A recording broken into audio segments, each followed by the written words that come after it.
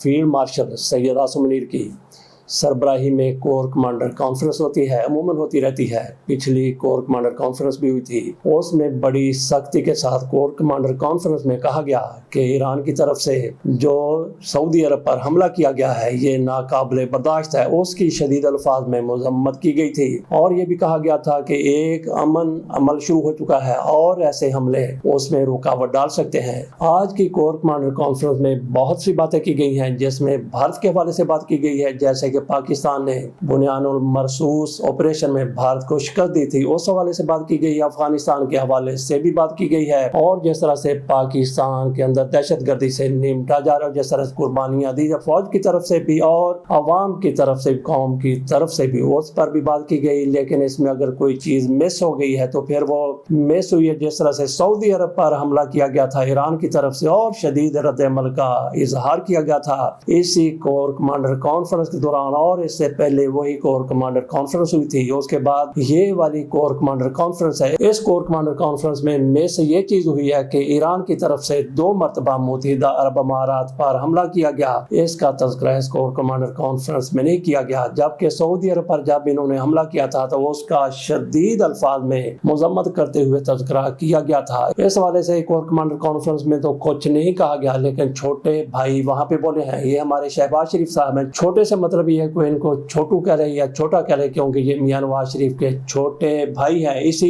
तनाजुर में हम इनको कहते हैं कि ये छोटू हैं, छोटे भाई हैं। शहबाज शरीफ की तरफ से बिल्कुल उसी तरह का लबो लहजा इख्तियार किया गया जो कोर कमांडर कॉन्फ्रेंस में ईरान के खिलाफ इख्तियार किया गया था जब इन्होंने सऊदी अरब पर हमला किया था। पाकिस्तान की तरफ से ऐसा क्यों किया गया या फिर कोर कमांडर की तरफ से ऐसा क्यों कहा गया, क्यों किया गया, उसके बारे में जो पसे मंजर में बात है, जो अंदर की खबर है, वो ये है कि पाकिस्तान की तरफ से ईरान से कहा गया था कि सऊदी अरब पर आप हमले ना कीजिए क्योंकि वो हज्जाज मुकद्दस है, इसलिए वहां पे हमले ना किए जाएं। और ईरान की तरफ से वादा किया गया था कि सऊदी अरब पर जो पहले हमला एक आध हो गया उसके बाद कोई हमला नहीं होगा। फिर ये हमला किया गया तो इसी की बिना पर कोर कमांडर कॉन्फ्रेंस के दौरान ये शदीद मजम्मत सामने आई थी और ईरान की तरफ से भी इसका कोई मनफी जवाब नहीं आया था, क्योंकि उन्हें पता था कि पहले हम इनसे वादा कर चुके हैं। जो लबोलेजा इख्तियार किया गया था कोर कमांडर कॉन्फ्रेंस में ईरान के खिलाफ, उसी तरह का हमारे छोटू साहब की तरफ से भी लबो लहजा इख्तियार किया गया है जब ईरान की तरफ से मुत्तहिदा अरब अमारात पर 2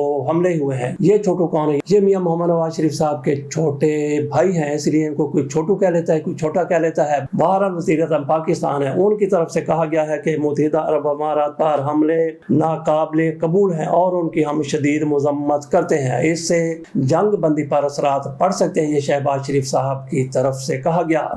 वैसे कुछ लोगों को ये था कि कोर कमांडर कॉन्फ्रेंस में इसका तज़किरा नहीं होगा। क्यों तज़किरा नहीं होगा? इसलिए नहीं होगा कि जिस तरह से मुत्तहिदा अरब अमारात की तरफ से पाकिस्तान से कहा गया कि साढ़े पैसे ऐसे रख और पाकिस्तान को फिर $3.5 अरब उनके वापस करना पड़े थे।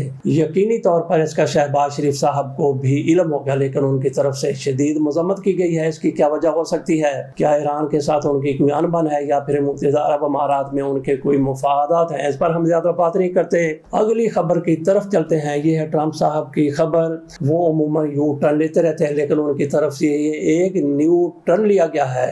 ट्रंप साहब की तरफ से जिस तरह से उन्होंने कहा था कि प्रोजेक्ट फ्रीडम हमारा जारी है, जिस तरह से उन्होंने कहा कि हम आबना हरमज को खुलवाएंगे और ये प्रोजेक्ट हमारा आबना हरमज को हर सूरत खुलवाने वाला है। अब उनकी तरफ से कहा गया है कि पाकिस्तान ने दरखास्त की है, कई और ममालिक ने भी हमारे साथ राब्ता किया है, तो हम इसको आर्जी तौर पर प्रोजेक्ट फ्रीडम को बंद कर रहे हैं, खत्म कर रहे हैं या फिर इसको क्लोज कर रहे हैं। लिहाजा उनकी तरफ से आर्जी तौर पर ये फ्रीडम प्रोजेक्ट को बंद कर दिया गया है। और उनकी तरफ से ये भी कहा गया है कि सूरत हाल कोई बेहतर हुई है, मुज़ाकरात की तरफ मामला जा रहे हैं और एग्रीमेंट की तरफ भी हम बढ़ रहे हैं। इसलिए भी उन्होंने कहा कि इस ऑपरेशन को या फिर इस प्रोजेक्ट को बंद किया जाता है, गो कि उनकी तरफ से कहा गया कि ये आर्जी तौर पर बंद किया जा रहा है। बाकी इस हवाले से कोई ट्रंप साहब के ट्वीट से पहले के बयान आता है, इनको थोड़ा सा पुराना कह लीजिए। उनमें अमेरिका की तरफ से कहा गया है कि हमलों के बावजूद जंग बंदी बरकरार है। ईरान की तरफ से कहा गया है कि हरमज का कंट्रोल किसी सूरत नहीं छोड़ेंगे।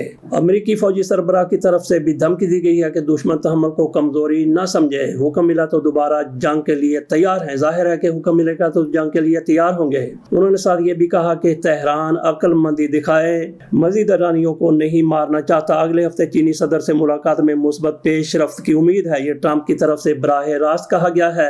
امریکی وزیر دفاع کی طرف سے کہا گیا ہے کہ آپ بھی گزرگاہ میں کارروائی عارضی لڑائی نہیں چاہتے۔ جہازوں پر حملہ ہوا تو تباہ کن کارروائی ہوگی۔ امریکی وزیر دفاع کی طرف سے یہ کہا گیا حملے کا بھرپور جواب دیا جائے گا۔ اسرائیلی آرمی چیف نے بھی دھمکی لگا دی ہے، جبکہ مارکو روبیو کی طرف سے کہا گیا کہ جنگی آپریشن ختم ہو چکا ہے۔ یہ مختلف قسم کے بیانات ہیں جو ایرانی قیادت کی طرف سے آ رہے ہیں اور اسرائیل کی طرف سے بھی آ رہے ہیں اور امریکی قیادت کی طرف سے بھی آ رہے ہیں۔ تازہ ترین بیان یہ ہے کہ صدر ٹرمپ کی طرف سے کہا گیا ہے کہ آپریشن پروجیکٹ فریڈم ہم نے عارضی طور پر روک دیا ہے۔ یہ تازہ ترین صورتحال تھی۔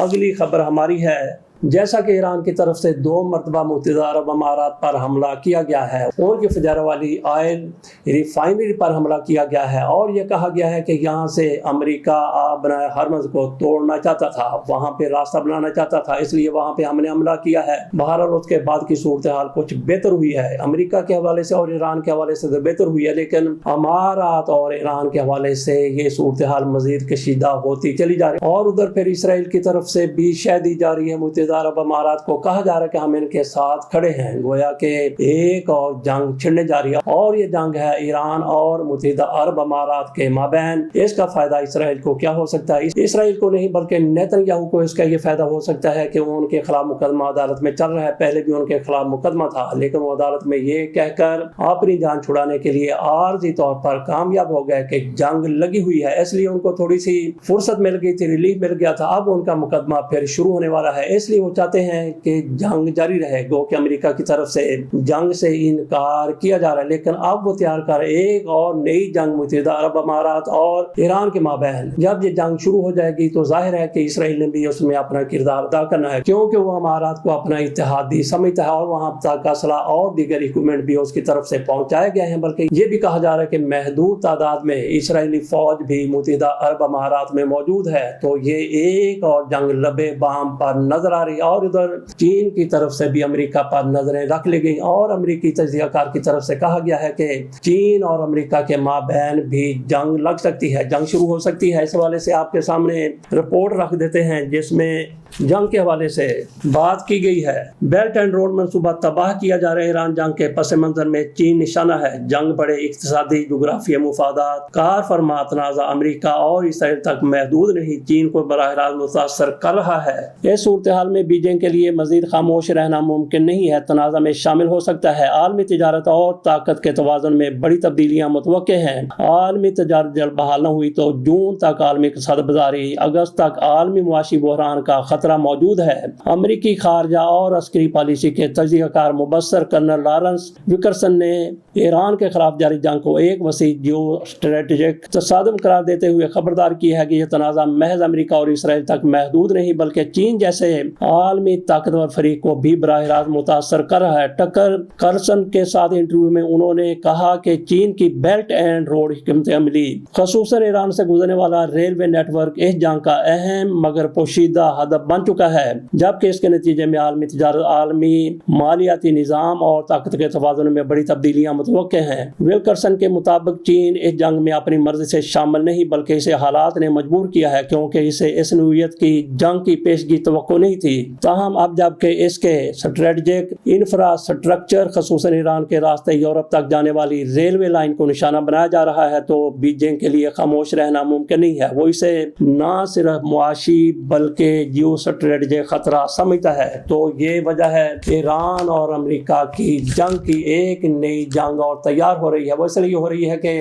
جس طرح سے ایران کے اندر سے گزرنے والی جو چین کی ریلوے کی لائن ہے اس کو امریکہ تباہ کرنا چاہتا ہے۔ اگر ایسا کیا جاتا ہے تو پھر چین بھی جنگ میں کود پڑے گا جو ایران اور امریکہ کے درمیان ابھی تک جاری تھی۔ کرائم ایجنسی ایکشن میں آئی ہے لیکن اس سے پہلے قمر دل شاہ صاحب کی طرف سے ایک تجویز دی گئی ہے، ان کی طرف سے تجویز دی گئی ہے ون کانسٹیٹیوشن ایونیو کے حوالے سے کہ اس کا کیا کیا جانا چاہیے۔ بڑی زبردست قسم کی ان کی طرف سے تجویز ہے، وہ آپ کے سامنے رکھتے ہیں اور پھر ہم چلیں گے کرائم ایجنسی کی طرف۔ اس نے جس طرح سے 13 ملک دشمنوں کو گرفتار کیا ہے، کیسے ان کو اٹھایا گیا، کیسے ان کو چک لیا گیا ہے، وہ آپ کے سامنے مکمل تفصیل رکھیں گے۔ پہلے یہ دیکھیے کہ قمر دل شاہ صاحب کیا کہتے ہیں۔ ون کانسٹیٹیوشنل ایونیو پرائم جگہ پر خوبصورت ترین ٹاورز ہیں اور اس عظیم عمارت کو سیاسی بنانے کی بجائے اس کا نام تبدیل کر کے پاکستان ہاؤس کا اعلیٰ ترین درجہ دے کر اس کو وزارت خارجہ، ایوان صدر یا پرائم منسٹر کے تابع کر دیا جائے۔ بین الاقوامی کانفرنس کے لیے موزوں ترین جگہ قرار دے کر سرکاری طور پر اس کو پاکستان ہاؤس بنا دیا جائے اور براہ راست اس کو ایوان صدر کی نگرانی میں دیا جا سکتا ہے۔ جنہوں نے یہ اپارٹمنٹ خریدے تھے ان کو موجودہ مارکیٹ ریٹ پر ادائیگی حفیظ پاشا کے اثاثوں کو فروخت کر کے ادا کی جا سکتی ہے، اور چونکہ حفیظ پاشا ان کے دیگر پارٹنرز کے اپارٹمنٹ کی فروخت سے جو رقم وصول کی تھی اس میں سے ادائیگی کی جا سکتی ہے، کیونکہ اعلیٰ عدالت نے اس کی لیز منسوخ کر دی ہے، لہٰذا اب حفیظ پاشا کی ملکیت ختم ہو چکی ہے۔ حکومت پاکستان کو فوری طور پر اس عمارت کو پاکستان ہاؤس کی اعلیٰ ترین درجہ دیا جائے، یہ قمر دلشاد صاحب کی طرف سے کہا گیا۔ یہ نگران دور میں پنجاب حکومت کے وزیر بھی رہ چکے ہیں۔ اب چلتے ہیں، کرائم ایجنسی کی طرف سے 13 لوگوں کو اٹھایا گیا ہے اور سب کے سب کو پنجاب سے اٹھایا گیا ہے۔ کن الزامات کے تحت اٹھایا گیا؟ اور ان میں 2 ایسے بھی ہیں جن کے بارے میں کہا جاتا ہے کہ ان کا کانٹینٹ گلف کے ممالک کے حوالے سے تھا، ان کو بھی اٹھایا گیا ہے، اور باقیوں نے ریاست کے خلاف کچھ نہ کچھ کہا ہے، کچھ بولا ہے، کوئی لکھا ہے۔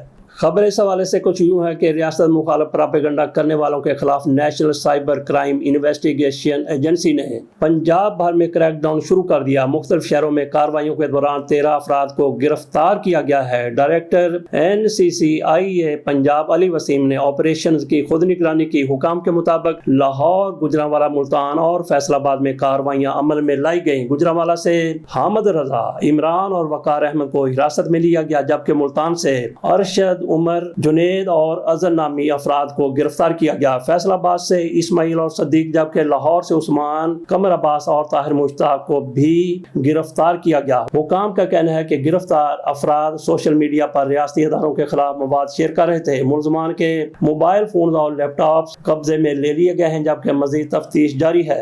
NCCIA کے مطابق پروپیگنڈا کرنے والے افراد کے پس پردہ عناصر کی نشاندہی کی جا رہی ہے، اور ابتدائی تحقیقات سے ظاہر ہوتا ہے کہ یہ سرگرمیاں کسی مخصوص ایجنڈے کے تحت ہو رہی تھی، گویا کہ ان کے پیچھے کوئی اور تھا جو ان کو ملک دشمن سرگرمیوں کے لیے کہہ رہا تھا، اور ان کے کہنے پر ان کی طرف سے یہ سارا کچھ کیا گیا۔ نام بھی آپ کے سامنے رکھ دیے ہیں، شہر بھی آپ کے سامنے رکھ دیے ہیں۔ باقیوں کو بھی اس حوالے سے ویجیلنٹ ہو جانا چاہیے جو ایسا کنٹینٹ اپنے سوشل میڈیا پر اپلوڈ کر دیتے ہیں، کیونکہ NCCIA جاگ گئی ہے اور آپ کو کبھی نہیں چھوڑے گی، اس لیے ذرا تھوڑا سا محتاط رہیے۔ اس کے ساتھ اجازت دیجیے، اللہ حافظ۔